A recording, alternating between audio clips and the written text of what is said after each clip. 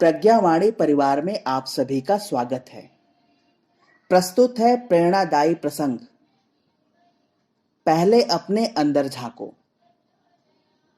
पुराने जमाने की बात है। गुरुकुल के एक आचार्य अपने शिष्य की सेवा भावना से बहुत प्रभावित हुए।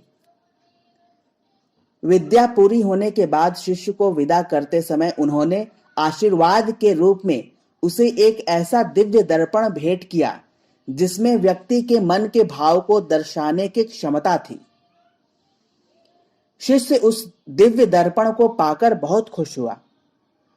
उसने परीक्षा लेने की जल्दबाजी में दर्पण का मुंह सबसे पहले गुरुजी के सामने ही कर दिया।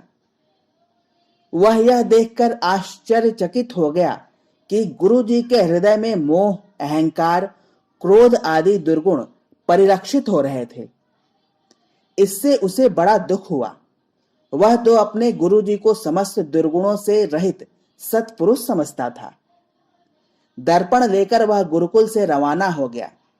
उसने अपने कई मित्रों तथा अन्य परिचितों के सामने दर्पण रखकर परीक्षा ली।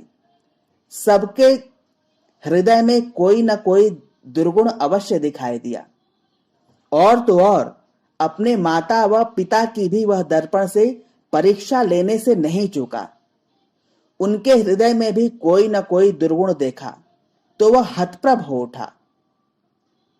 एक दिन वह दर्पण लेकर गुरुकुल पहुंचा। उसने गुरुजी से विनम्रता पूर्वक कहा, गुरुदेव, मैंने आपके दिए दर्पण की मदद से देखा कि सबके दिलों में तरह तरह के दोष और दुर्गुण हैं।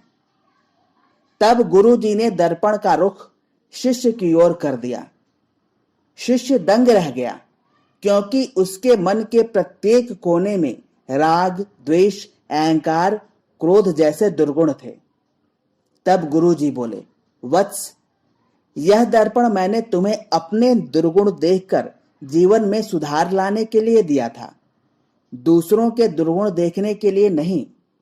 जितना समय तुमने दूसरों के दुर्गुण देखने में लगाया, उतना समय यदि तुमने स्वयं को सुधारने में लगाया होता तो अब तक तुम्हारा व्यक्तित्व बदल चुका होता।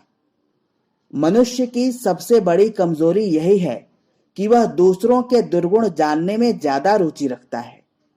वह स्वयं को सुधारने के बारे में नहीं सोचता। इस दर्पण की यही सीख है जो तुम नहीं समझ सके। दोस्तों, ये हम पर भी लागू होती है। हम में से भी ज्यादातर लोग अपने अंदर छिपी बड़ी बड़ी बुराइयों को, दुर्गुणों को, गलत आदतों को भी सुधारना नहीं चाहते, लेकिन दूसरों की छोटी छोटी बुराइयों को भी उसके प्रति द्वेष भावना रखते हैं, या उसे बुरा भला कहते हैं, या फिर दूसरों को सुधरने के लिए उपदेश देने लग जाते हैं। तो सबसे पहले अपने अंदर झांको और अपनी बुराइयों को दूर करो। दोस्तों, अगर आपको हमारा ये प्रयास अच्छा लगे तो कृपया करके हमारे चैनल को सब्सक्राइब जरूर करें, बेल आइकन बजाएं ताकि आपको समय पे नोटिफिकेशन मिलती रहे, और अपने दोस्तों रिश्तेदारों में भी शेयर करें। धन्यवाद।